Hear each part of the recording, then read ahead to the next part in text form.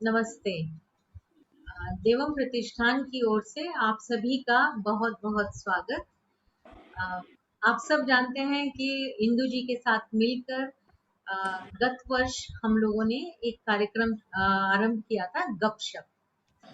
अ, इस कार्यक्रम में हमारे साथ बहुत नाम जुड़े, जैसे पोलैंड से प्रोफेसर शुक्ला, कनाडा से स्नेह ठाकुर जी, कुरुक्षेत्र विश्वविद्यालय से प्रोफेसर पुनिया, और प्रोफेसर प्रसून मिश्रा जी का तो उन्होंने जो हम लोगों को ज्ञान दिया उसकी तो हम बात ही क्या करें। उनके अलावा उषा गुप्ता जी और नवगीत जी, मतलब देश और विदेश दोनों से ही समाज और संस्कृति से जुड़े बहुत नाम हमारे साथ जुड़े। आज हमारी ओर से एक ये नई पहल है कि हम आपके सामने ला रहे हैं एक युवा उद्यमी को। वह युवा उद्यमी जो एक भावुक हृदय भी है, वो लेखक भी है, वो कवि भी है, लेकिन एक हमारे समाज का एक, मैं अगर कह सकती हूँ इस तरह से कि वो उदाहरण है एक अच्छे पुत्र का, एक अच्छे भाई का, एक अच्छे पति का, पिता का। और तो इस तरह के संयोग जिसमें है उन साकेत अग्रवाल को आज हमने अपने इस कार्यक्रम में आमंत्रित किया है। हमारे लिए ये बहुत बहुत बड़े खुशी की बात है। और इंदु जी साथ में है ही। इंदु जी को आप सब लोग जानते ही हैं। भारत और विदेश दोनों की ही, देश विदेश की एक बहुत प्रसिद्ध पत्रकार, और इन्होंने जिस प्रकार से छुपी हुई प्रतिभाओं को सामने लाया है उसके लिए हम उनका हमेशा अभिनंदन और अभिवादन करते हैं। तो इंदु जी, मंच आपका है। बहुत बहुत धन्यवाद मोना जी, ये अवसर देने के लिए और साकेत अग्रवाल जैसे यंग अचीवर्स को मिलवाने के लिए भी, क्योंकि हम सब आगे तभी बढ़ते हैं जब सबका साथ होता है। साकेत का थोड़ा सा परिचय मैं यहाँ पर देना चाहूंगी। ये young entrepreneur, leading manufacturer for electric power distribution and control panels and automation system, supplier, contractor, IoT solutions service provider, और 16 साल से भी अधिक समय से इन्होंने अपने पिता के कुशल निर्देशन में इस कार्य को किया और बढ़ाया। उसके अलावा ये इंडियन इंडस्ट्रीज एसोसिएशन के वाइस चेयरमैन है, जो गाजियाबाद चैप्टर है। और गाजियाबाद आप जानते हैं ये बहुत बड़ा एक औद्योगिक शहर है, उसमें इस प्रतिष्ठित पद पर इनका चयन होना बहुत गौरव की बात है। उसके अलावा आपने सिम्बायोसिस इंस्टीट्यूट से पीजीडीपीए भी किया, एमएससी है मैथ्स से, और कंप्यूटर में भी आपने पढ़ाई की है। और रश्मि इलेक्ट्रिकल्स, ये इनकी जो कंपनी है उसका नाम है, उसके ये सीईओ हैं। उसके अलावा ये सोशल एक्टिविस्ट भी हैं, उस नेशनलिस्ट तो है ही। और एक जो इन्होंने अपने बारे में बात लिखी वो थी मौन चिंतक। तो शायद मौन चिंतक से बात करें या अंत में हम मौन चिंतक पर आएंगे। तो इंदु जी आप या साकेत अग्रवाल, बहुत बहुत आपका स्वागत है। सबसे पहले तो मैं आपको यही कहूंगी, और ये जो यंग अचीवर्स की बात होती है वो भी इस मुश्किल वक्त में, कोरोना टाइम में, जहां सब लोग अपने आप को संभाले हुए हैं, तो इस पूरे के पूरे सिनेरियो को देखते हुए मैं तो आपसे सबसे पहले यही बोलूंगी कि बहुत बहुत बधाई। और ये बताइए कि अपनी जो इस अचीवमेंट है इसको पिछले साल में कोरोना टाइम में आपने किस तरह से बना के या फिर संभाला, या फिर इसको कैसे आपने आगे बढ़ाया, क्योंकि दुनिया एक जगह टिकी हुई थी। पहले तो आप दोनों को नमस्कार और धन्यवाद भी कि आपने मुझे एक अवसर दिया कि मैं आपके समक्ष कुछ अपनी बात रख सकूं।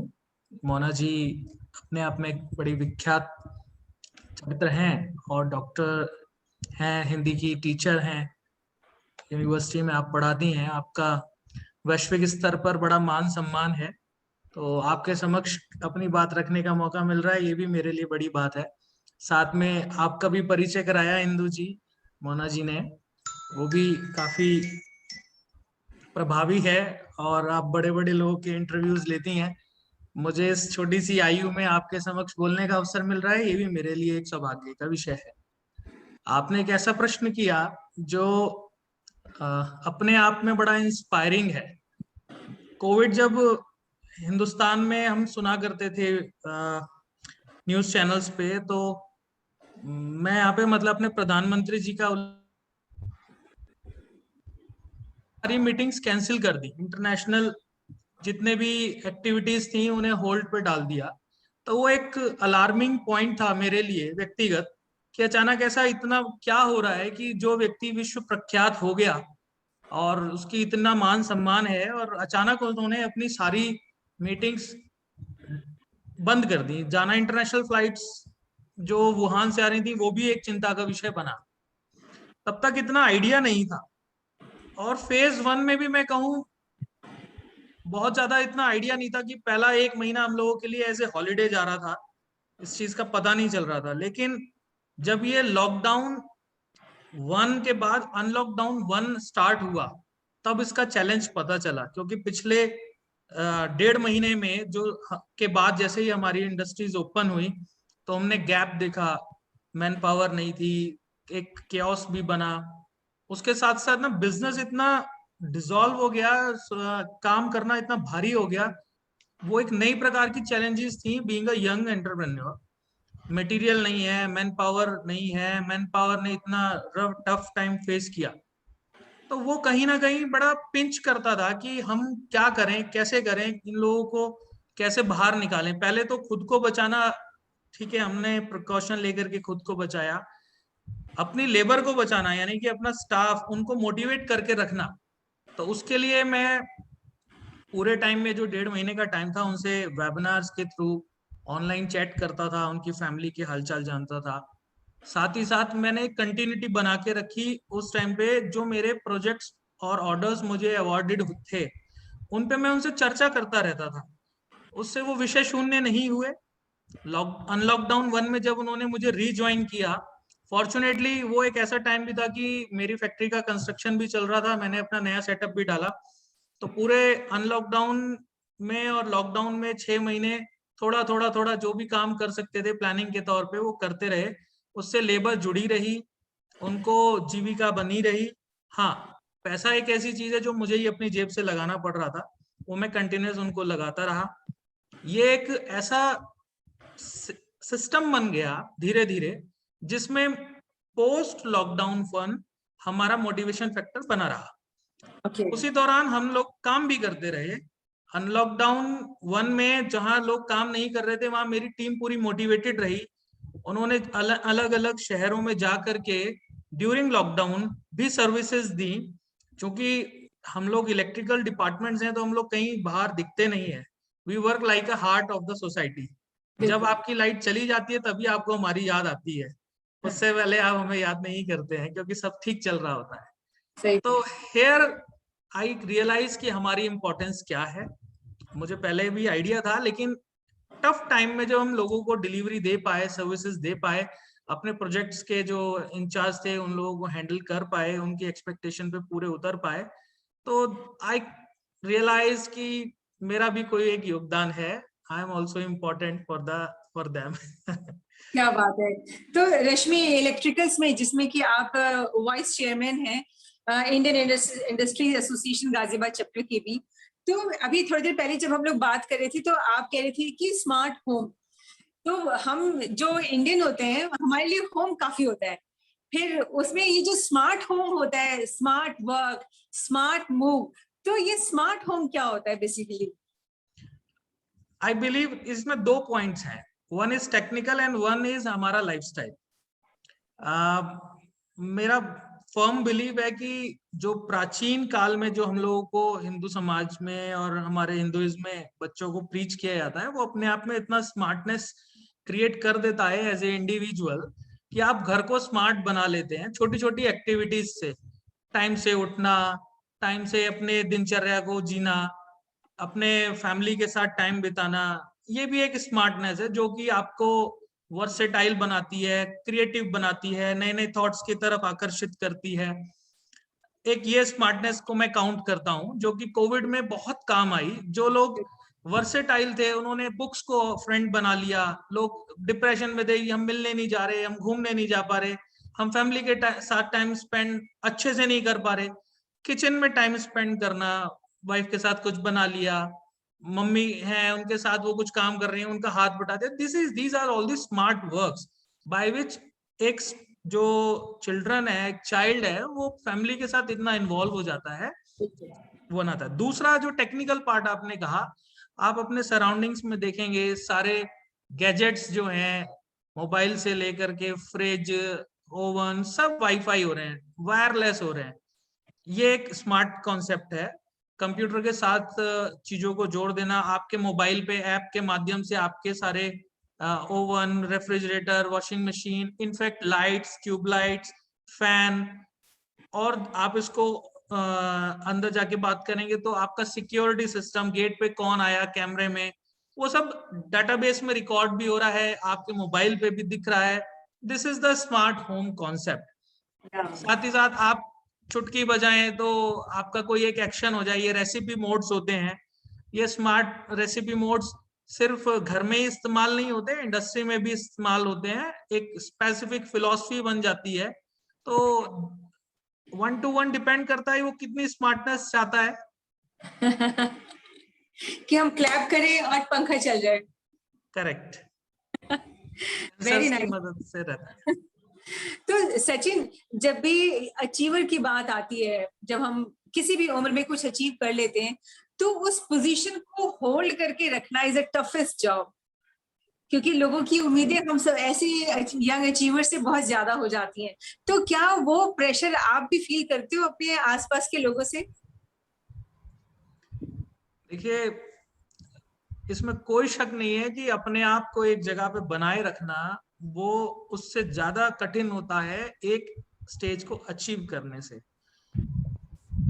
जब हम लॉन्ग जंप खेलते हैं ना, तो कंटिन्यूअस एक हाइट को मेजर करना बड़ा टफ काम होता है। रिकॉर्ड ब्रेक तो एक इंस्टेंट में जोश से हो जाता है। तो सारी व्यक्ति की जो ऊर्जा, उसका एक्सपीरियंस, उसकी नॉलेज, उसके रिसोर्सेज, वो उसको उस पोजीशन में बनाए रखने के लिए बहुत जरूरी होते हैं।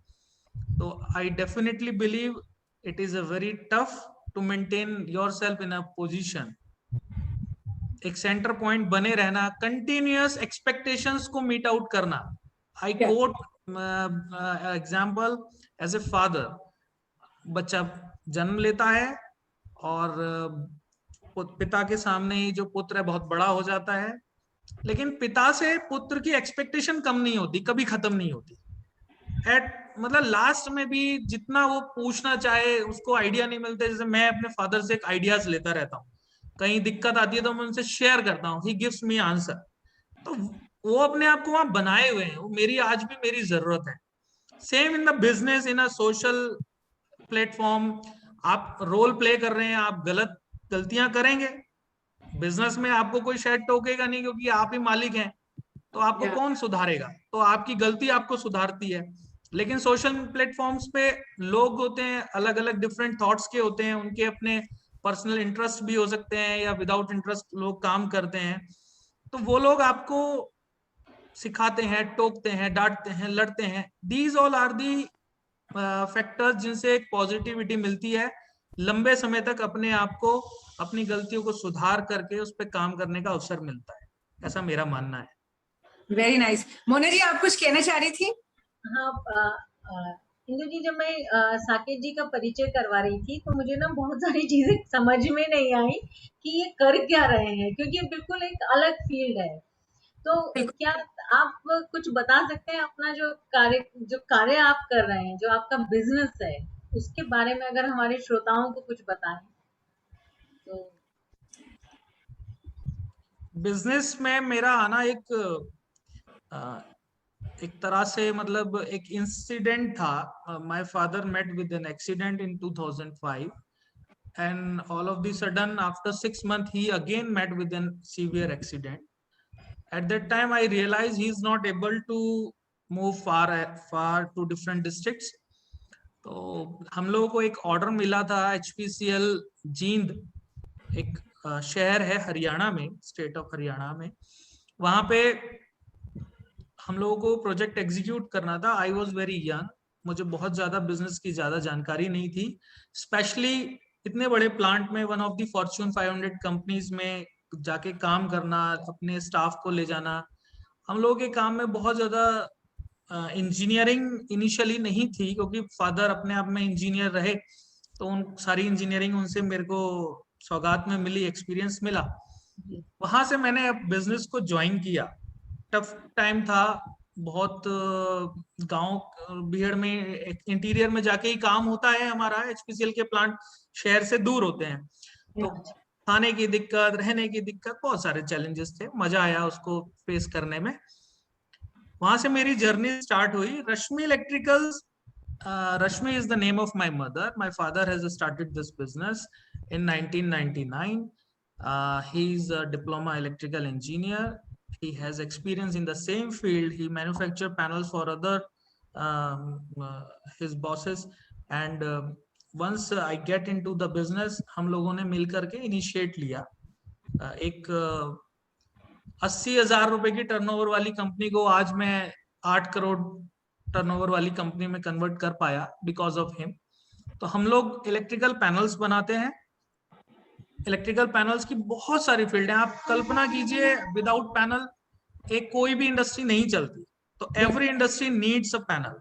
इनफैक्ट हमारे घर में भी एक छोटा सा पैनल लगा होता है जिसमें डिस्ट्रीब्यूशन रहता है. एक MCB होती है, कुछ MCBs आउटगोइंग होती हैं, सर्किट होते हैं, स्मार्ट होम का जैसे मैंने बताया, सेंसर्स वगैरह होते हैं. These all are engineering part. तो मेरा बिजनेस इतना चैलेंजिंग है. डेली जब मैं कुर्सी पे आके बैठता हूँ, आई अनकाउंटर विद अ न्यू प्रॉब्लम. जो वो प्रॉब्लम होती है वो मेरे लिए इनोवेशन का काम करती है. नए सॉल्यूशंस ढूंढने पड़ते हैं, बिकॉज एवरी टाइम मैन बदल जाता है, आइडिया बदल जाता है, कॉन्सेप्ट बदल जाता है. टोटल कस्टमाइज जॉब है. एक फैक्ट्री को लगाने के लिए इलेक्ट्रिसिटी बोर्ड से लाइजनिंग करनी पड़ती है, उनसे कोऑर्डिनेशन बिठाना पड़ता है, उसके बाद उनका स्ट्रक्चर बनाना पड़ता है, ट्रांसफार्मर लगाने पड़ते हैं, केबल्स लगानी पड़ती हैं, पैनल्स लगाने पड़ते हैं, अलग अलग वोल्टेज रेंज के लिए अलग अलग सेगमेंट के पैनल्स लगाने पड़ते हैं, मोटर्स लगानी पड़ती हैं, उनकी मशीन इंस्टॉल करनी पड़ती है. ये पूरा एक प्रोजेक्ट जॉब होता है, चाहे कंपनी छोटी हो चाहे कंपनी बड़ी हो. इसमें एक ही मजे की बात है, आप कितनी मेहनत कर लीजिए, आप कितना ही इंजीनियरिंग इन्वॉल्व कर लीजिए, जब तक उसकी मशीन उसकी प्रोडक्शन कैपेसिटी के अकॉर्डिंग टेस्ट नहीं हो जाती, वो प्रोजेक्ट कंप्लीट नहीं माना जाता. And this is the essence of our job. हमको मजा आता है जब हम मशीन चला देते हैं, तो हमको लगता है हमने कुछ किया. बिफोर दैट तो पैसा आ रहा है, जा रहा है, एक बिजनेस मॉडल चल रहा है. लेकिन एक इंडस्ट्री जब चलती है, हजारों का पेट भरती है, ऐसा मेरा मानना है. जी मोना जी. साकेत जी, मैंने आपकी जो ये यात्रा है, इसका मैं कह सकती हूँ कि मैंने उसको देखा भी है. और उसके अलावा आप विदेशों में भी बहुत गए.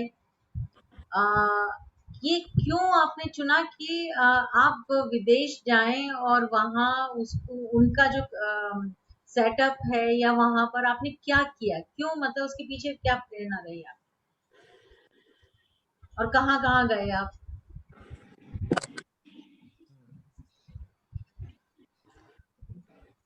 मोना जी, मैं जब बिजनेस ज्वाइन किया उससे पहले, चूंकि पापा ने 99 में जॉब करते थे, जॉब छूट गई किसी कारणवश, या उन्होंने छोड़ दी, जो भी डिसीजन रहा. 99 के बाद मैंने, I was in 12th at that time, तो मैं उनके साथ क्या सपोर्ट कर सकता था ये मैं सोचता था, या वो मुझसे क्या हेल्प ले सकते थे, क्योंकि मेरी और उनकी विचारधारा बिल्कुल डिफरेंट थी. मैं एक बच्चा था, वो परिवार की जिम्मेदारियों में थे, मेरा खेलने का मन करता था, वो अपने बिजनेस या अपने जॉब रिस्पॉन्सिबिलिटीज को पूरा करने में लगे रहते थे। तो मैं उनके मुख से कुछ केस स्टडीज सुना करता था। अच्छा। कि मैंने आज ये पैनल खोला, अपने लेबर को, जो हमारे स्टाफ था उनको वो बताते थे। तो ये फिनलैंड का पैनल था, ये ऐसे कई मैंने केसेस सुने। उस समय डेवो इंडस्ट्रीज एक हुआ करती थी, जेपी ग्रुप ने स्टार्ट किया था। भूषण स्टील्स में कुछ नई टरबाइंस और नए उनकी लाइंस लगी थी, जिनका काम पापा को उनकी क्वालिटी और उनकी इंजीनियरिंग स्किल्स के बेसिस पे मिला करता था। एक इंडिविजुअल आदमी को ऐसा काम मिलता था जो कंपनी नहीं कर पाती थी, तो वो उनकी काबिलियत है मेरे फादर की। तो ये केस मैं उनसे सुना करता था। तो साथ ही साथ एक क्यूरियोसिटी होती ही है दूसरी जगह पे विजिट करना। हम अपने इंडिया में भी डिफरेंट डिफरेंट टूरिज्म के माध्यम से प्लेसेस पे विजिट करते हैं, तो उसका एक अलग एंथुजियास्ट रहता है लाइफ में। ये सब चीजें थी जो मुझे प्रेरित करती थी। इसी प्रेरणा को लेकर के मैंने जर्मनी में जब मेक इन इंडिया कॉन्सेप्ट में हैनोवर मेसी में मेक इन इंडिया का आगाज हुआ, और इंडियन इंडस्ट्रीज एसोसिएशन के माध्यम से जुड़े रहने से मुझे एक मौका मिला। फिर एक देवम ऑर्गेनाइजेशन जो है, आप भी जानते हैं, आप उसको बहुत बखूबी निर्वहन कर रहे हैं उसका, उसके माध्यम से भी मुझे पहले से प्रेरणा मिलती थी कि आप आइए देखिए क्या होता है। तो ये अपने बड़े लोगों का बताना ही एक फैक्टर था जो मुझे मोटिवेट करता था। Once I visit to Hanover Messe, मेरे 2 दिन तो मुझे ऐसा लगा कि मैंने कोई गलत डिसीजन ले लिया है। लेकिन इतनी बड़ी फेयर में, इंटरनेशनल फेयर में, जब मैं अपने प्रोडक्ट लाइन में गया तो आई फॉरगॉट कि मेरी 5:30 हो गया है, मेरी बस मेरी जाने वाली है। वो लोग मुझे फोन कर रहे हैं एक नए शहर में जहां मैं किसी को जानता नहीं। मैं एजेंट के माध्यम से गया हूं, लेकिन मुझे पता ही नहीं चला कि कब 9:30 से 7:30 हो गया। लोग वाइंड अप कर रहे हैं वहां पर अपनी डे की क्लोजअप। इनफैक्ट शायद सैटरडे इवनिंग था, तो सैटरडे संडे और उसका अपना एक माहौल अलग होता है विदेश में एंजॉयमेंट का। लोग उसको एंजॉय कर रहे थे, पर मेरा सारा ध्यान उन्हीं स्टोरीज को विजुअलाइज करने में जा रहा था। मैं जो प्रोडक्ट देख रहा था वो मुझे पापा की स्टोरी से मैच कर रहा था। ओके। प्रोडक्ट्स की कल्पना और उसको अपनी आंखों से देखना, ये एक ऐसा एक्सपीरियंस है जिसको लाइफ टाइम मिलता है। उसकी माइंडसेट में, उसके आइडियाज में एक ब्रॉडनेस आती है। फिर मैं वहां से, जर्मनी से जब मेरी हैनोवर मेसी की यात्रा कंप्लीट हो गई, वहां से मैं बल्गेरिया गया। वहां पर मैंने लोगों से इंटरेक्शन किया, वहां की इंडस्ट्री से मिला। इंडियन एम्बेसी ऑफ बल्गेरिया में भी मेरा जाना हुआ, मुझे सौभाग्य मिला देवम के माध्यम से। पहली बार जिंदगी में एम्बेसडर लेवल पर किसी से मुलाकात करी, इतने बड़े प्लेटफॉर्म पर किसी से मिलना, ये भी एक लाइफ टाइम एक्सपीरियंस था, अचीवमेंट से कम नहीं था। पैरनिक हमने विजिट किया, इंडस्ट्रियल टाउन था, वहां की इंडस्ट्री देखा, वहां पर कंस्ट्रक्शन कैसा होता है इंडस्ट्री का, वहां के लोग क्या सोचते हैं इंडस्ट्री को लेकर के, ट्रेड को लेकर के क्या उनकी विचारधारा। ये सब मोटिवेटिंग फैक्टर्स हैं जो कि एक एंटरप्रेन्योर के लिए बहुत जरूरी है।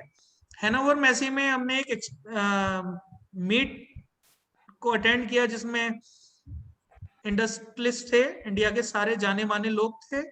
और सामने भारत बिजली के डायरेक्टर थे, साइरस मिस्त्री थे टाटा से, एंजिला अपने जर्मनी की जो चांसलर हैं, प्रेसिडेंट हैं, मैं नाम मिस कर रहा हूँ, एंजिला मार्कल शायद, आई थिंक वो थी, मोदी जी थे। उन लोगों के व्यूज सुनना, साथ में मेरा पर्सनली, मुझे रेमेंड्स के जो मालिक हैं उनसे सेल्फी लेने का मौका मिला। जी टीवी के जो मालिक हैं उनके साथ सेल्फी लेने का मौका मिला। और भी बहुत बड़े बड़े उद्योगपति थे उस एरिना में, हम एंटर नहीं कर सकते थे। तो मेरे लिए सेलिब्रिटीज हैं एज ए बिजनेसमैन। मैंने इन लोगों को देखा, इतने डाउन टू अर्थ, इतने पोलाइट बात करना, मेरे जैसे एक छोटे से व्यापारी से बात करना, मतलब मेरी जितनी टर्नओवर है उतना तो शायद सैलरी पैकेज देते होंगे। तो these are the motivation factors. और विदेशों में मुझे म्यांमार जाने का मौका मिला, मुझे बिजनेस टूर पे थाईलैंड जाने का मौका मिला। ये भी सब मैंने आईए के माध्यम से किया। आने के लिए जरूरी है, एक्सपोर्ट करने के लिए बहुत जरूरी है कि आपसे बाहर का व्यक्ति क्या सोचता है आपके बारे में, आपसे क्या एक्सपेक्ट करता है, आपके प्रोडक्ट से रिलेटेड उसकी क्या एक्सपेक्टेशन है। साथ ही साथ जो बड़े जाइंट्स हैं जैसे चाइना या यूरोपियन मार्केट और यूएस मार्केट में जिन लोगों का आधिपत्य है, मोनोपोली है, पेटेंट्स के नाम पर वो मोनोपोली अप्रोच से माल बेचते हैं, इन सबको सीखने का अवसर जब आप अपने टाउन से बाहर निकलते हैं तभी मिलता है, ऐसा मेरा मानना है। बिल्कुल सही कहा।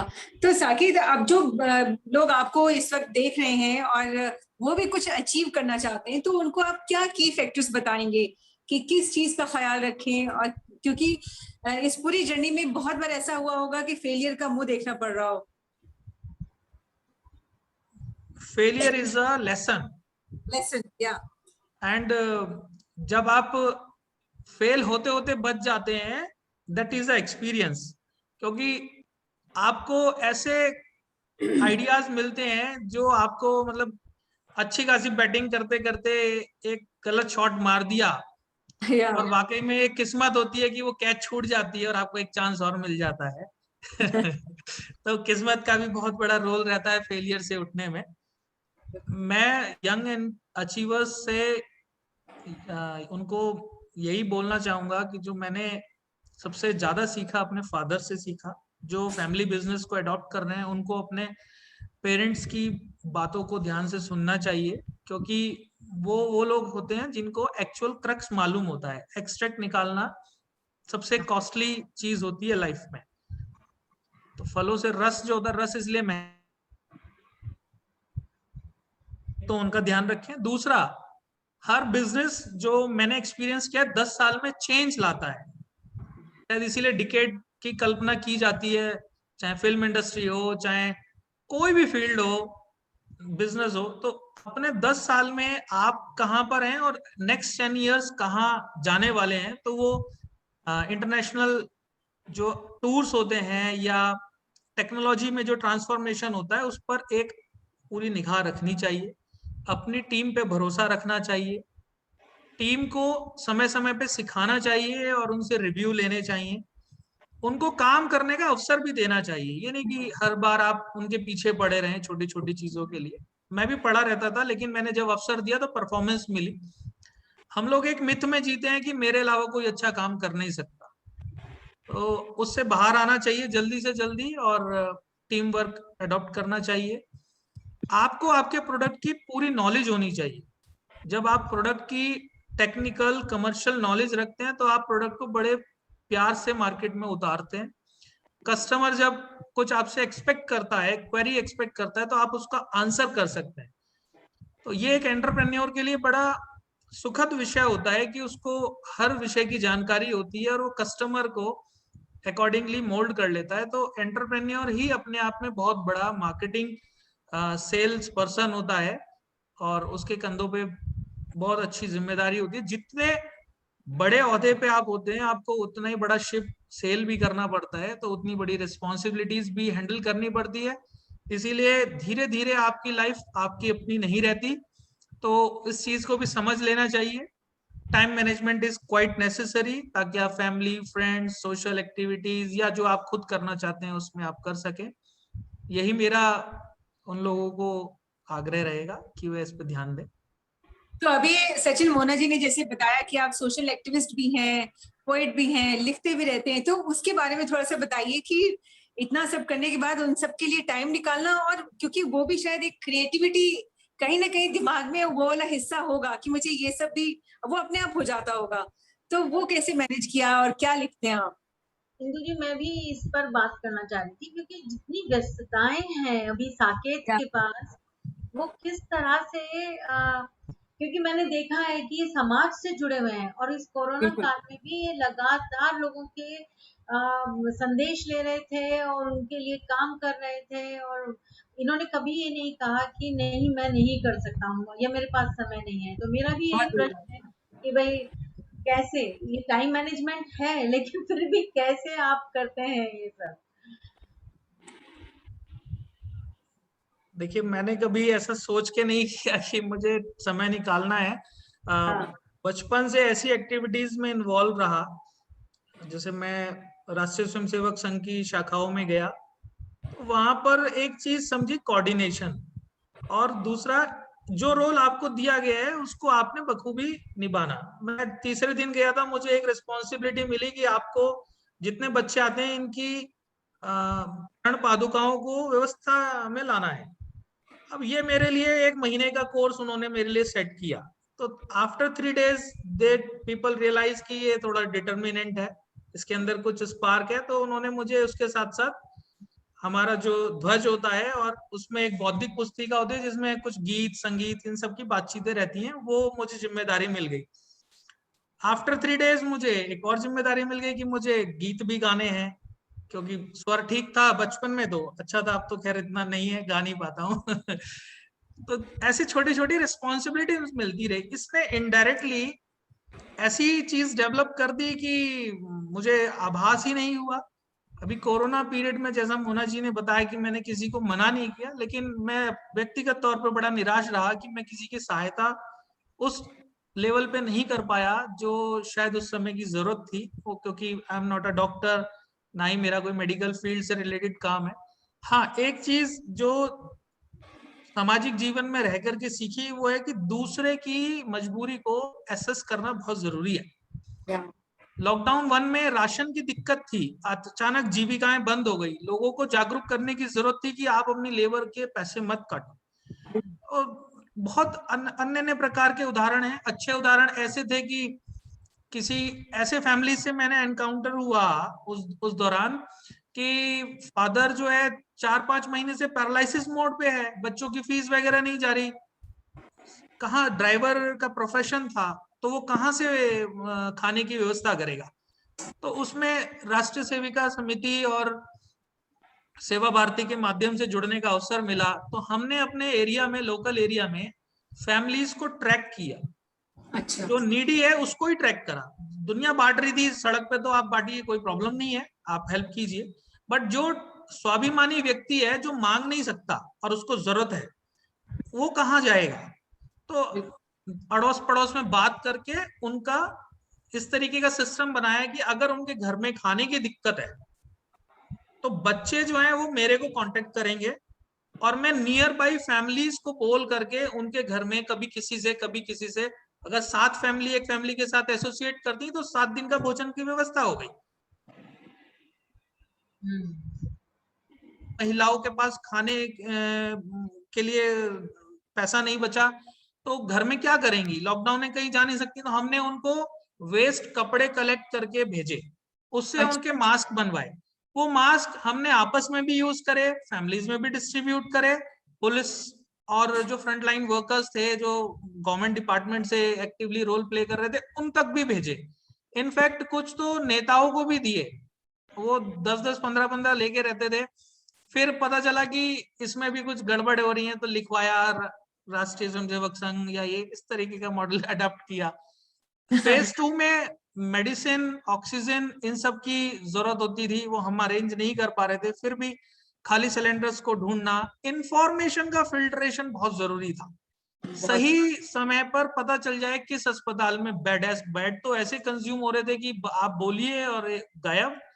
तो डॉक्टर से कोऑर्डिनेशन, साथ ही साथ एक बहुत इंपॉर्टेंट चीज जो मुझे लगी, संवाद। जो लोग कोविड में जा रहे थे उन लोगों से कम्युनिकेशन बहुत जरूरी था। उनको ये एहसास दिलाना जरूरी था कि आप असहाय नहीं है, ठीक है इसका इलाज नहीं है, लेकिन लाइलाज नहीं है, आप लोगों के पास समय है, तो आप हिम्मत मत हारिए। समय निकालना इन चीजों के लिए, ये सिर्फ मैं समझता हूँ वो है प्रायोरिटी। एट ए टाइम क्या प्रायोरिटी है, a person who can distinguish between the priorities can take the decision. मेरा बिजनेस जब चल ही नहीं रहा है, जब चीजें रुकी हुई हैं, तो मैं बिजनेस के बारे में चिंतन करके क्या करूंगा, वो कहीं जाने वाला नहीं है। तो एट ए टाइम मैंने वहां से समय निकाला मोना जी, और ग्रुप्स बने, ग्रुप्स बनाए, ग्रुप्स में जुड़ा, इंफॉर्मेशन का फिल्ट्रेशन किया। इसी तरीके से छोटे छोटे कदमों से मैं शायद किसी के कुछ काम आ पाया हूँ।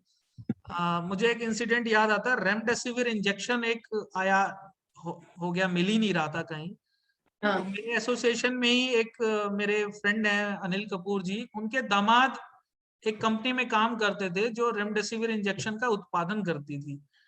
उनको इंजेक्शन अरेंज करने में 3 दिन लग गए। 72 आवर्स हम लोग कंटिन्यूस ईमेल्स और उस पर बात करना, बड़ी मुश्किल से उन्होंने हमको वाइल्स अरेंज कराई। अनफॉर्चुनेटली जिनके लिए कराई थी वो हमारे बीच में नहीं है, but that was a learning कि टफ सिचुएशन में अगर आप अपने आप को बांध के रखते हैं, अपने पे भरोसा रखते हैं और अपने साथियों पे भरोसा रखते हैं, तो सही इंफॉर्मेशन मिलती है और जरूर वह किसी ना किसी के काम आती है।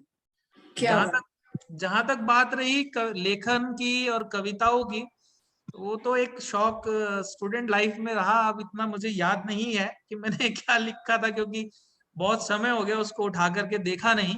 हाँ, जो मौन चिंतक के बारे में आपने पॉइंट किया था कि मौन चिंतक क्या है, तो ट्विटर, लिंक्डइन, फेसबुक, ये सोशल मीडिया प्लेटफॉर्म्स हैं जहां पर आप अपनी विचारों को एक्सप्रेस कर सकते हैं। हाँ, एक्सप्रेशन में आप दूसरे के विचारों को भी एक्सेप्ट या उनको रिजेक्ट कर सकते हैं। ये ओपन प्लेटफॉर्म हमको मिलता है। बिल्कुल। तो मैं थोड़ा बहुत समय चुरा लेता हूँ अपनी एक्टिविटीज से तो उन पे लिख लेता हूँ। वही मेरा मौन चिंतक है, क्योंकि शायद मुझे कोई सुने ना। आप लोगों ने अवसर दिया है अपनी बात कहने का, लेकिन इतना बड़ा नाम नहीं हो कि मुझे बहुत सारे लोग फॉलो करें। But I try to write and sometimes I believe कि लोग फॉलो कर लेते हैं या कुछ कमेंट करके हौसला अफजाई कर देते हैं। क्या बात है, बहुत अच्छा लगा सच में। मुझे ये लग रहा है कि इतनी छोटी उम्र में इतनी मेच्योरिटी लाना अपने आप में, ये बहुत बड़ी बात है। मैं आपको ये कहूंगी साकेत, क्योंकि यूजुअली हो नहीं पाता है ये, पर आपने बहुत इजीली और बहुत ही प्यार से इसको अपनाया, और आपके अंदर का जो मासूमियत है वो भी बनी हुई है। ये बहुत अच्छी, मुझे बहुत अच्छा लगा, है ना मोना जी? इंदु जी, मतलब मुझे भी लग रहा है कि आ, ये जो बातचीत है हम इसको बहुत लंबा तो नहीं खींच सकते हैं आज, तो हाँ, क्यों नहीं जो साकेत का एक जो दूसरा रूप है उसके लिए फिर से हम एक बार दोबारा मिलें अगले शायद अगले बिल्कुल महीने में। बिल्कुल। और जब यह साकेत के पास जब समय हो तब वे हम लोग से मिले तो बड़ा अच्छा लगेगा। या बहुत अच्छा लगा साकेत से बात करके। It was really nice talking. It is हमारे अ साथ प्लेजर ऑफ माइन कि आप दोनों ने मुझे अवसर दिया। शायद मैं भावावेश में कुछ ज्यादा ही बोल गया हूँगा। नहीं नहीं, बहुत अच्छा, वेरी सटीक, वेरी बैलेंस्ड, बहुत अच्छा। आप उतना ही बोले हैं जितना बोलने का हम लोगों ने आपको मौका दिया। नहीं बहुत नहीं, अच्छा। ऐसा नहीं है। हम आप बहुत अच्छा रहा, बहुत ही अच्छा लगा साकेत। और एक मेरा निवेदन है आप दोनों से। जी आ, आप लोग चूंकि इंटरनेशनल लेवल पर हैं, तो इंडिया में बहुत पोटेंशियल है एक्सपोर्ट करने का और बहुत सारे इंडियंस बिजनेस कर भी रहे हैं। तो मैं चाहूंगा कि आप इस प्रकार की मीट्स बनाएं कि अलग अलग देशों में, अलग अलग शहरों में जो हस्तियां हैं आप जैसी, जो जेम्स हैं, उन लोगों को आप क्लब करें और क्या एक बात। छोटे छोटे वेबिनार्स बनाएं, सो दैट की transformation of information and being a Indians हम लोग क्या सोचते हैं, हम लोग मिल करके कहाँ देश को आगे ले जा सकते हैं। ऑलरेडी हम लोग बैटन लेके चल रहे हैं तो आगे ले ही जा रहे होंगे, इसमें कोई शक नहीं है मुझे। बट फिर बिल्कुल भी एक combined efforts make a difference. एक बिल्कुल। उदाहरण देके अपनी बात खत्म करूंगा। मोना जी के माध्यम से कोई बल्गेरियन लेडी थी जो बिजनेस करने के लिए इंडिया में आई थी। उन्होंने ना क्यूआर कोड मेरे को दिखाया था, तो I have seen that QR code in 2013 और 14। और आज क्यूआर कोड हमारे हर इंस्ट्रूमेंट, हर एक चीज में एक इंफॉर्मेशन के लिए आ रहा है। तो दिस इज व्हाट कि 10 साल लग गए इंडिया में उस चीज को आने में या अडॉप्ट करने में, जिसको मेरे को मोना जी के माध्यम से 2013-14 में देखने का अवसर मिला। तो क्या आप इन प्लेटफॉर्म पे काम कीजिए, मुझे भी अच्छा लगेगा और मैं कुछ अच्छे लोगों को उसमें जोड़ने का प्रयास भी करूंगा। Very nice. साकेत, हम यही ये कहना बहुत अच्छी चाहते हैं बात है।